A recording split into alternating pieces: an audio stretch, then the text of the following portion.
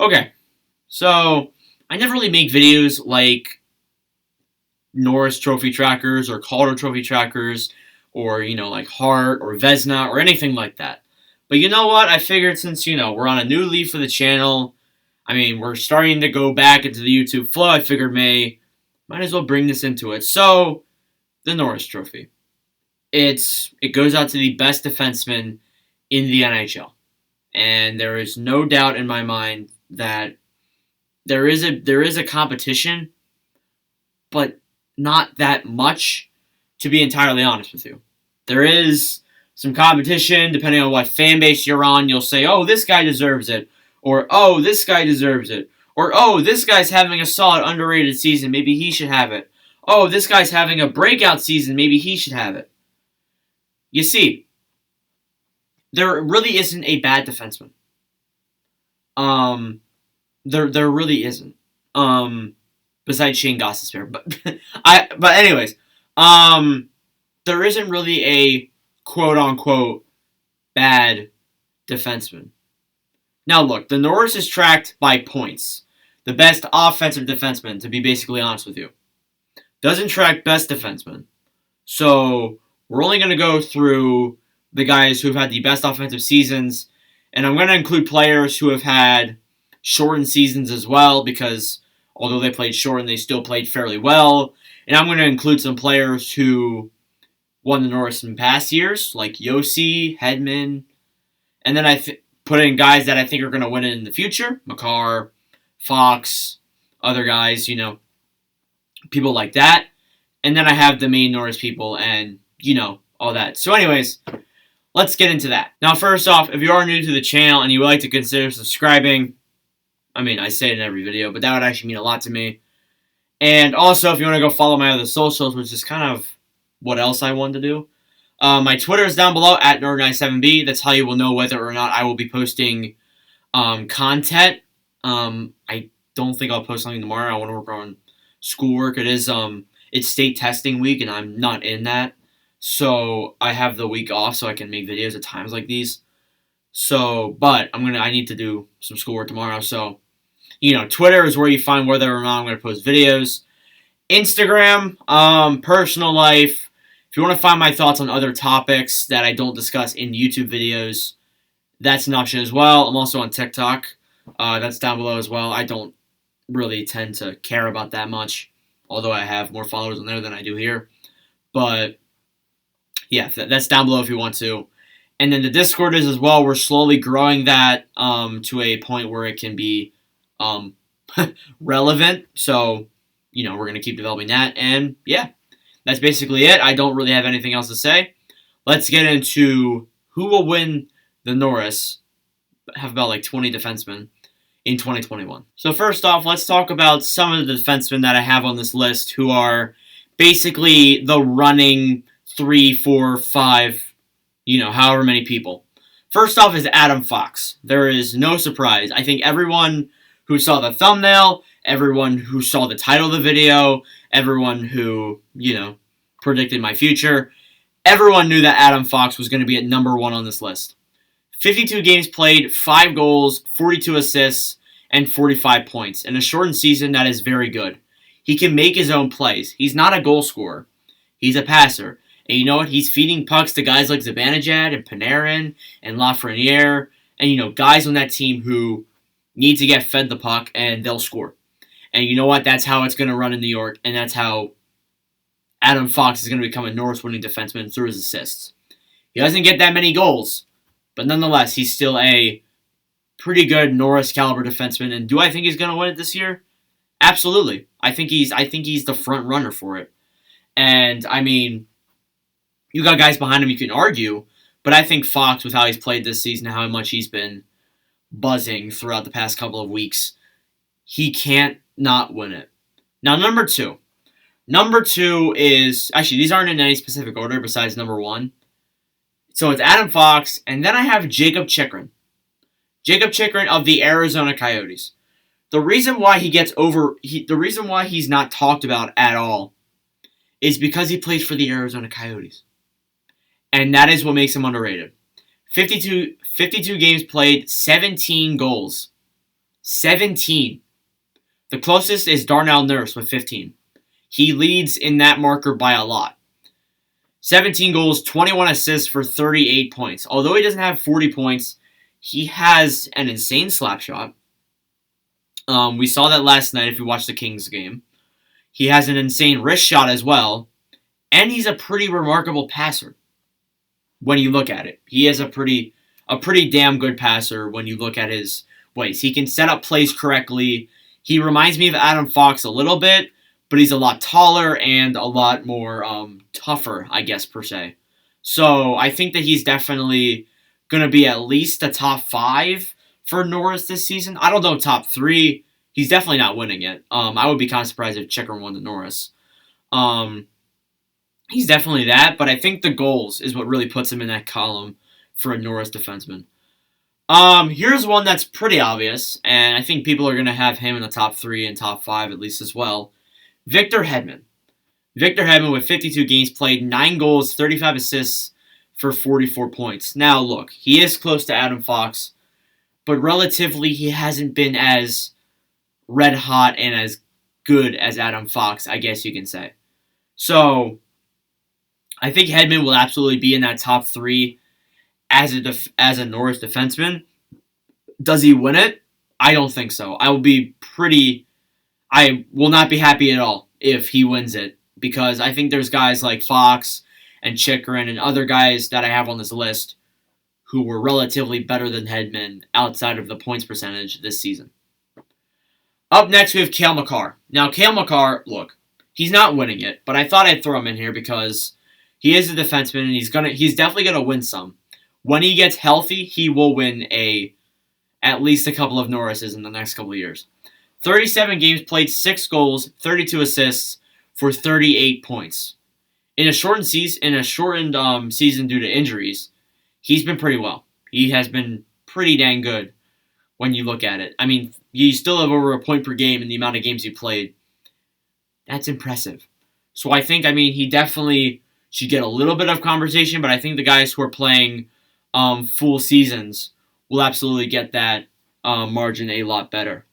Roman Josi's up next. Now, look, I threw Josi in here because he was always ranked as one of those top 3 defensemen. This season, he wasn't. This season, I wouldn't even put him in the top 5, relatively. 46 games played, 8 goals, 25 assists for 33 points. Relatively, just hasn't been who he was. Yes, he does have 33 points, which, in a shortened season with 46 games played, that is pretty good. But I think that relatively, there was guys who were definitely better than him, and he had a huge slump at the beginning of the season. So I wouldn't put him in that Norris level exactly. He's been well the past couple of weeks, like Adam Fox has, but he also had a bad start to the season, a very monstrous start. So that's why I don't put him as a Norris winning defenseman. Up next on the list here, you have Darnell Nurse. Now, Darnell Nurse of the Edmonton Oilers has a pretty lopsided backstory to his NHL season so far. 49 games played, 15 goals, 16 assists for 31 points. Now, look, he doesn't have as much as Roman Josi, but the goals is what gets him on here. Now, when Klefblom got injured at the beginning of the season, we thought to ourselves, oh no. So Darnell Nurse is going to be that defenseman that absolutely has to step up. And besides Klefblom, at the beginning of the season, you don't really have much of any other big-name defenseman. And Klefblom's not even that big of a name to begin with. Besides Ethan Bear, and Evan Bouchard's kind of working his way up there, but he hasn't panned out to what we thought he would be. But Darnell Nurse, he's been very, very good. He really stepped up to the plate as that defenseman that was going to be top 2 within a pretty big margin of the season. He's been very well for the Oilers, offensively and defensively too. He's really fought his way up that lineup and fought his way into that position where we can put him into the Norris. And you know what? I'm pretty proud of him for that. Next up is Jeff Petry. So Jeff Petry of the Montreal Canadiens.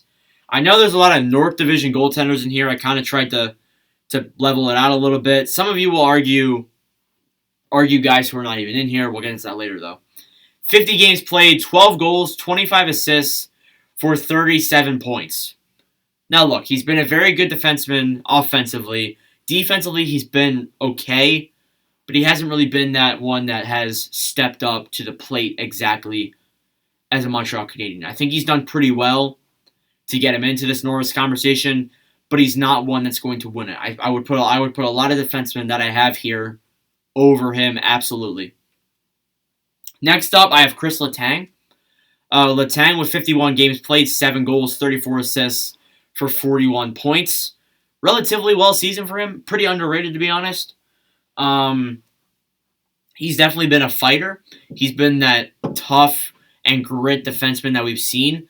I don't want to put him as a Norris winner, but I definitely put him in the conversation as a solid Norris contending defenseman. Maybe at some point in his career. Maybe later if he keeps this up, maybe he can win another one. But there's just that many defensemen in this league that are just, I don't want to say better than him, but I guess they're better. Now, Capitals fans, I know all of you are probably raging and screaming at me, calling me an idiot, that I don't have John Carlson on the list yet. Well, now here he is. 50 games played, 10 goals, 33 assists for 43 points. Now, I wouldn't be surprised if he turns into whether he throws Chychrun or Hedman out of that top defenseman spot, because I believe at some point he will win a Norris. I don't think he's won one yet, but I think he'll definitely win one. I know Capitals fans have been saying a lot, saying, "Oh, Carlson's getting robbed of the Norris Trophy. He should become the Norris winning defenseman. He's one of the best defenders in the NHL." And you know what? I agree. But you see, there's been players who have been, I don't know how to word it, but there's been players who have been relatively better than him through the past couple of months. He hasn't been that red hot defenseman all season. He's fallen in and out and in and out and in and out a little bit. So that's the big problem with him. But yeah, I think Carlson will nonetheless be a great defenseman in the future, just not this year. All right, so now we have 2 more defensemen that I'm going to throw in here. Now, everyone's going to flip out on me because, oh, you don't have Dougie Hamilton, you don't have Oliver Ekman-Larsson, you don't have Ivan Provorov, you don't have Nate Prosser, you don't have Jordan Osterley. Like, okay, there is so many good defensemen in this league that have been relatively well throughout this whole season that I can't put them all on this list, or this video would be a half hour long like the last one. And this one is already almost 20 minutes long. So look, I'll leave it at this, okay? I'll leave it at Morgan Rielly and Charlie McAvoy, and then you guys can go down in the comments below and just talk about other defensemen that I never mentioned in the video.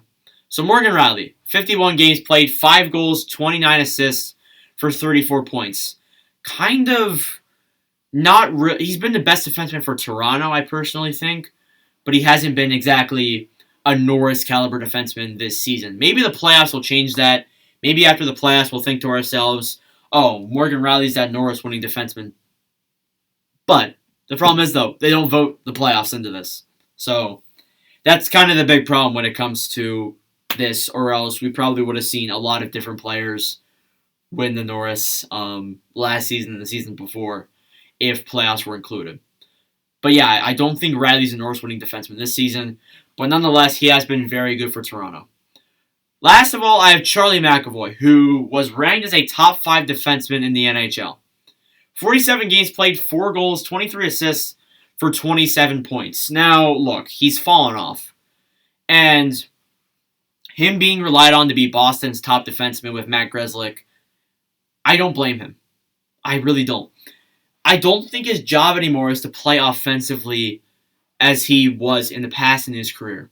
You don't have guys like Chara and Krug anymore on that Bruins team. So I think that what he was trying to do the whole season was play mostly defense.